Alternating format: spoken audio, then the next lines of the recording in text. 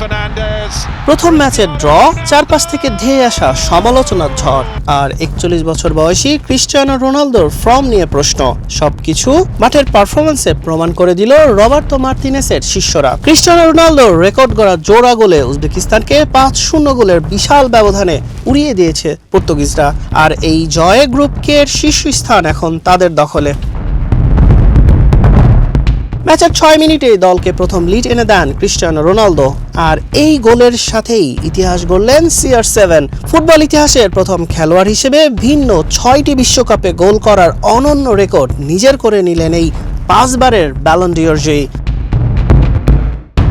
আক্রমণের ধারা বজায় রেখে ম্যাচের 17 মিনিটে ব্যবধান দ্বিগুণ করেন নুনো মেন্দেস। তার এক দুর্দান্ত ঝড়ো ফ্রি কিক সরাসরি খুঁজে নেয় উজবেকের জালে। 39 মিনিটে ব্রুনো ফার্নান্দেসের নিখুঁত পাস থেকে নিজের দ্বিতীয় এবং দলের 3 নম্বর গোলটি করেন রোনালদো। গ্যালারি মেতে ওঠে চিরচেনা সিও সেলিব্রেশনে। এই গোলের মাধ্যমে কিংবদন্তি ইউসেবিওর 9 গোলের রেকর্ড টপকে 10 গোল নিয়ে বিশ্বকাপে পর্তুগালের সর্বোচ্চ গোলদাতা এখন ক্রিস্টিয়ানো রোনালদো।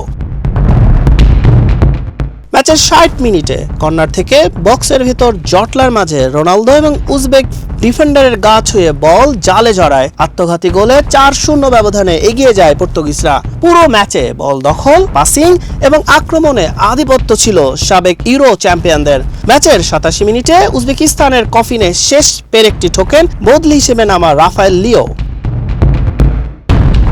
বক্সের ভিতর ফাঁকায় বল পেয়ে দারুণ এক ডান পায়ের শটে লক্ষ্যভেদ করেন তিনি। এতে 5-0 ব্যবধানে জয় নিয়ে মাঠ ছাড়ে পর্তুগিজরা। গ্রুপ পর্বের শেষ ম্যাচে তাদের মুখোমুখি হতে হবে শক্তিশালী কলম্বিয়ার।